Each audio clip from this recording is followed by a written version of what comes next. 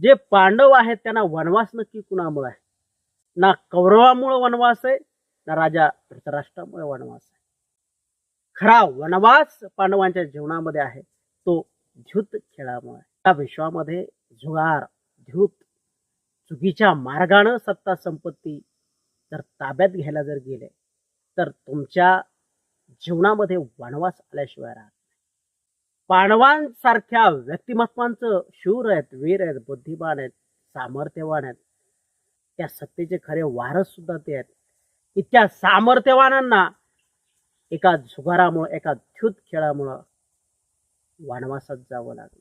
वनवासाला यांनी जावं ही धृतराष्ट्राची जरी इच्छा असेल, दुर्योधनाची इच्छा असेल, अजून बाकीचे त्यांच्या फेवरचे 2-4 माणसं असतील, परंतु त्यांनी पांडवांनी स्वीकारलेला जुगार, द्यूत